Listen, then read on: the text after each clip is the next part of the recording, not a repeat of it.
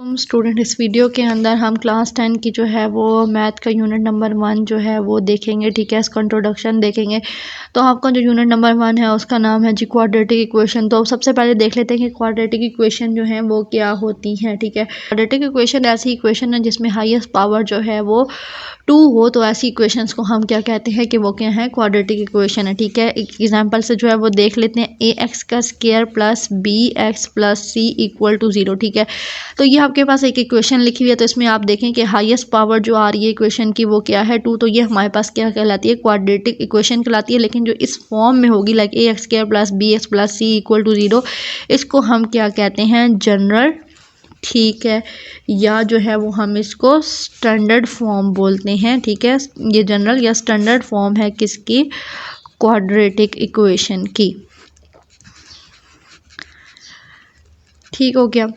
अब इसी के अंदर जो है वो एक और चीज़ है कि अगर आपका b जो है वो 0 हो जाए। ठीक है, अगर आपका b 0 है तो आप देखें कि क्या बनेगा, ax स्क्वायर प्लस b जो है वो 0 है, b into x plus c equal to 0। तो जब 0 जो है वो x से मल्टीप्लाई होगा तो ये पूरी टर्म जो है वो क्या हो जाएगी, 0 हो जाएगी। तो हम इसको क्या लिख सकते हैं, सिंपली ax का square plus c equal to 0। Mean इसमें से x वाली टर्म ही जो है वो ख़त्म हो गया। ठीक है, तो अगर आपके इस फॉर्म में जो है वो इक्वेशन आ रही है तो आप उसको जो है वो क्या कहेंगे, प्योर क्वाड्रेटिक इक्वेशन जो है वो कहेंगे। ठीक है, मीन कि आपकी जो x वाली टर्म है वो है ही नहीं इक्वेशन में, तो वो इक्वेशन आपकी क्या कहलाएगी, प्योर क्वाड्रेटिक इक्वेशन जो है वो कहलाएगी। अब हम देख लेते हैं कि हम जो है, जो भी हमारे पास क्वाड्रेटिक इक्वेशन है उसका जो है वो सोल्यूशन जो है हम कैसे फाइंड कर सकते हैं। तो दो हमारे पास मेथड हैं क्वाड्रेटिक इक्वेशन का सोल्यूशन जो है वो फाइंड आउट करने के लिए। ठीक है, सबसे पहला जो है वो है फैक्टराइजेशन। ठीक है, आप फैक्टर बना के जो है वो क्वाड्रेटिक इक्वेशन का सॉल्यूशन फाइंड आउट कर सकते हैं। ठीक है, एंड दूसरा जो है वो हमारे पास है कंप्लीट स्क्वायर। ठीक है, कंप्लीटिंग स्क्वायर। ठीक है, तो आप कंप्लीटिंग स्क्वायर मेथड के थ्रू भी जो है वो क्वाड्रेटिक इक्वेशन का जो है वो सोल्यूशन फाइंड आउट कर सकते हैं। तो अब हम 1 बाय 1 जो है वो देखते हैं कि किस तरीके से जो है ये सॉल्व होंगी या किस तरीके से जो है वो हम इनका सोल्यूशन फाइंड आउट कर सकते हैं। फैक्टराइजेशन की बात करें तो हम पहले जो है जो जनरल फॉर्म है या standard form of quadratic equation जिसे आप बोलते हैं वो राइट डाउन कर लेते हैं। ठीक है, जो कि ये है। तो आपके पास जो दो नंबर हैं, लेट्स सपोज कर लेते हैं हमारे पास जो दो नंबर होंगे वो क्या होंगे, r और s। ठीक है, तो आपके जो r एंड s जो आपने फाइंड करने हैं वो किस तरीके से फाइंड करने हैं कि आप इन दोनों को जो है वो ऐड करें तो वो किसके इक्वल आए, आपके पास b के। यहाँ पे आप ज़रूरी नहीं है कि आप उनको ऐड करें, आप उनको सब्ट्रैक्ट भी करवा सकते हैं। ठीक है, इन दोनों नंबर्स को ऐड करें या सब्ट्रैक्ट करें तो वो किसके इक्वल आने चाहिए, b के इक्वल आने चाहिए। इसी तरीके से इन दोनों नंबर्स को लाइक r और s को जो है वो मल्टीप्लाई करें तो वो किसके इक्वल है, प्रोडक्ट ऑफ ए सी के इक्वल है। अगर ये दोनों कंडीशन ट्रू है तो तब वो आप जो है दो नंबर बना के उनका फैक्टर बना सकते हैं। ठीक है, अब ये आपको समझ आ गई होगी आई होप। अब एग्जांपल के थ्रू जो है वो इसको मज़ीद क्लैरिफाई करते हैं। तो एग्जाम्पल है हमारे पास 3x का square minus 6x equal to x plus 20।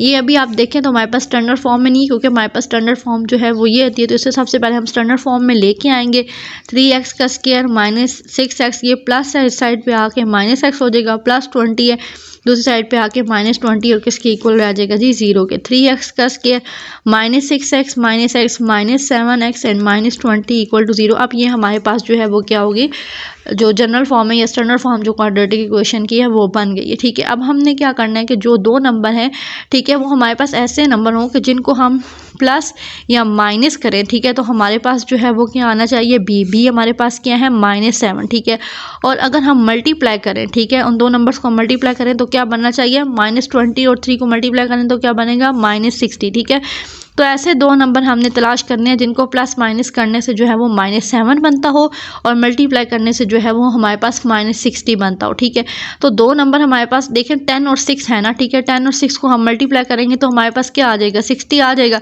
लेकिन अगर हम 10 में से 6 को माइनस करें या 6 में से 10 को माइनस करें तो हमारे पास जो है वो क्या आ रहा है, 4 आ रहा है, जबकि हमें क्या चाहिए, -7। तो मतलब ये दो नंबर हम नहीं ले सकते, 10 और 6 जो है वो हम दो नंबर नहीं ले सकते। इसी तरीके से अगर हम और देख लें तो 12 और 5, ठीक है, दो नंबर 12 और 5 देख लें तो 12 और 5 को मल्टीप्लाई करने से हमारे पास क्या आता है, 60 आता है, ठीक है। और अगर हम 12 में से 5 को माइनस करें, ठीक है, लेकिन आप देखें कि हमें क्या चाहिए, -7 चाहिए, तो हम अगर बड़ी वाली वैल्यू के साथ जो है वो क्या लगाएंगे, माइनस का साइन लगाएंगे, और दूसरी वाली वैल्यू के साथ जो है वो हम प्लस का लगाएंगे, ठीक है, छोटी वाली वैल्यू के साथ। तो -12 + 5 जो है वो किसके इक्वल हो जाएगा, -7 के। तो ये हमारे पास दो फैक्टर बन सकते हैं, कौन से, एक -12 और एक 5, ठीक है।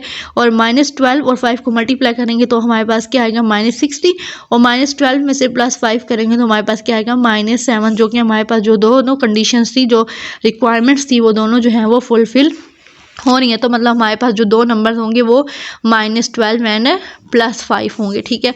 तो अब आपने क्या करना है, 3x² ऐसे लिखना है। ये जो आपके पास ये वाली टर्म होगी ना मिड वाली, इसकी बजाय आपने क्या करना है, ये जो दो नंबर फाइंड आउट करने हैं वो किए हैं वो लिखने हैं। लाइक -7x की जगह आप क्या लिखेंगे, -12x + 5x - 20 = 0, ठीक है। जो दो नंबर आपने फाइंड किया ना वो आपने -7x की जगह जो है वो लिखने हैं, ठीक है। अब यहाँ से इन दोनों में से देखें तो क्या चीज़ कॉमन निकल रही है, 3x कॉमन निकल रहा है, पीछे जो है वो क्या रह जाएगा, x - 3 कॉमन रह गया तो क्या रह जाएगा, 3 4 से 12 होता है तो सिंपली 4 रह जाएगा, और x भी जो है वो कॉमन निकल गया। अब यहाँ से देखें तो क्या चीज़ कॉमन निकल रही है, 5 कॉमन निकल रहा है, तो क्या रह जाएगा जी, यहाँ पे x -5 कितने 5 4 से 20 होता है तो सिंपली यहाँ पे क्या रह जाएगा, 4 आ जाएगा। अब इन दोनों में से देखें, इस पूरे में से x - 4 जो है वो क्या निकल रहा है, कॉमन निकल रहा है, और पीछे जो है वो कौन सी टर्म रह गई, 3x + 5 = 0, ठीक है। तो एक दफ़ा आप x - 4 को इक्वल टू 0 कर लें, और 3x + 5 को भी इक्वल टू क्या कर लें, 0 जो है वो कर लें। -4 है, दूसरी साइड पे जाके +4 हो जाएगा, ठीक है। इसी तरीके से +5 है, दूसरी साइड पे जाके -5, 3 जो है इसके साथ मल्टीप्लाई हो रहा है, तो दूसरी साइड पे जाके जो है ये क्या हो जाएगा, डिवाइड बन जाएगा, डिवाइड हो जाएगा। तो हमारा ये सोल्यूशन सेट निकल आ गया x का, कि हमारे पास x जो है वो 4 और -5/3 होगा, ठीक है। तो ये हमने सोल्यूशन फाइंड कर लिया, जो हमें ये क्वाड्रेटिक इक्वेशन गिवन थी फैक्टराइजेशन मेथड को यूज़ करते हुए। स्टूडेंट जो हमारे पास सेकंड मेथड है वो है कंप्लीटिंग स्क्वायर का। कंप्लीटिंग स्क्वायर को यूज़ करके हम क्वाड्रेटिक इक्वेशन का जो है वो सोल्यूशन फाइंड आउट कर सकते हैं, ठीक है। तो कंप्लीटिंग स्क्वायर जो मेथड है इसमें आपने एक चीज़ जो है वो याद रखनी है, adding the square of 1/2 into coefficient of x on both side of equation, ठीक है। क्या करना है कि 1/2 को जो है वो आप मल्टीप्लाई करेंगे किसके साथ, जो x का कोफिशिएंट है, उसके बाद आपने स्क्वायर लेना है, और जो रिजल्ट आपके पास आएगा उसको आपने दोनों साइड पे इक्वेशन के जो है वो ऐड करवाना है, ठीक हो। इसको हम अंडरस्टैंड करने की कोशिश करते हैं एग्जांपल के थ्रू, ठीक है। एग्जांपल हमने ले ली x² - 3x - 4 = 0। तो सबसे पहला जो आपने स्टेप करना है वो ये है कि जो कांस्टेंट है आपने उसे इक्वेशन के दूसरी तरफ लेके जाना है, ठीक है। तो x² - 3x, यहाँ -4 कांस्टेंट है तो इक्वेशन की दूसरी तरफ जाएगा तो क्या हो जाएगा जी, +4 होगा। अब हमने क्या कहा था कि आपने 1/2 को किसके साथ मल्टीप्लाई करना है, x के कोफिशिएंट। तो x का कोफिशिएंट यहाँ पे क्या है हमारे पास, -3, ठीक है। तो 1/2 को जो है वो मल्टीप्लाई करवाएंगे x के कोफिशिएंट के साथ, और इसका जो है वो क्या ले लेंगे, स्क्वायर ले लें, ठीक है। ये हमारे पास x का कोफिशिएंट क्या है, -3, तो ये हमारे पास क्या बन जाएगा, -3/2 का स्क्वायर बन जाएगा, ठीक है। अब ये वाली जो टर्म है इसको हम क्या करवाएंगे, ऐड करवाएंगे इक्वेशन में, ठीक है। दोनों साइड पे, इस साइड पे भी ऐड करवाएंगे और इस साइड पे भी जो है वो ऐड करवाएंगे, ठीक है। तो अब यहाँ पे आप मेंशन भी कर लें कि क्या करवाएंगे जी, ऐड करवाएंगे -3/2 का square on both side of equation, ठीक है। इक्वेशन की दोनों साइड के ऊपर हमने इसको जो है टर्म को ऐड करवाना है। तो ये x² - 3x प्लस यहाँ पे ऐड करवा देंगे -3/2 का स्क्वायर इक्वल टू जो दूसरी साइड है उसके ऊपर भी हमने क्या किया, -3/2 का स्क्वायर जो है वो ऐड कर लिया। तो ये देखेंगे आपके पास जो है वो फार्मूला बनेगा। आपने दो फार्मूले पढ़े हुए हैं कि a + b का होल स्क्वायर किसके इक्वल होता है, a का स्क्वायर प्लस b का स्क्वायर प्लस 2ab के, ठीक है। या दूसरा क्या है, a - b का स्क्वायर किसके इक्वल होगा, a का स्क्वायर प्लस b का स्क्वायर -2ab। आपने जब कंप्लीटिंग स्क्वायर वाले क्वेश्चन करने हैं तो ये दो फार्मूले आपके पास जो है वो बन होंगे। अभी जो हम एग्जांपल कर रहे हैं तो इसमें देखिए कौन सा फार्मूला बन रहा है, a का स्क्वायर प्लस b का स्क्वायर -2ab, ठीक है।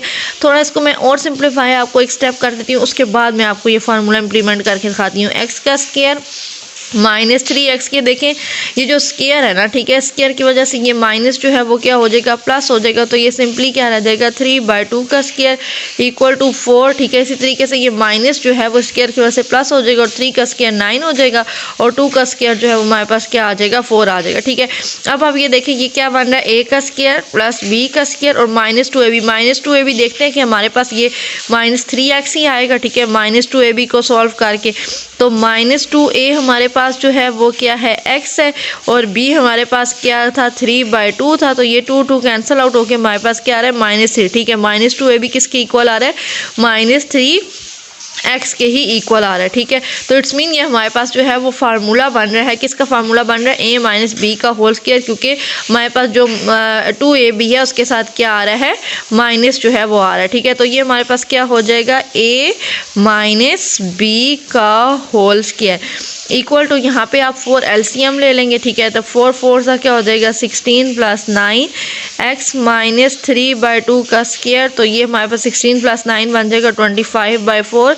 अब दोनों साइड पे आपने क्या ले लेना है, स्क्वायर रूट, ठीक है। जब यहाँ पे इससे हमारे पास ये कैंसिल आउट हो जाएगा तो सिंपली हमारे पास क्या आ जाएगा, x - 3/2, ठीक है। जब भी आप स्क्वायर रूट हटाएंगे तो आपके पास कौन सा साइन आएगा, प्लस माइनस का जो है वो साइन आएगा। 25 का क्या हो जाएगा जी, स्क्वायर रूट 5 और 4 का स्क्वायर रूट जो है वो क्या हो जाएगा, 2। अब आपने ये वाली जो टर्म है ये एक दफ़ा +5/2 के साथ सेपरेट कर देनी है और एक दफ़ा आपने -5/2 के साथ जो है वो सेपरेट कर देनी है, ठीक है। x - 3/2 को एक दफ़ा हमने +5/2 से सेपरेट कर दी और x - 3/2 को एक दफ़ा हमने -5/2 से जो है वो सेपरेट कर दी।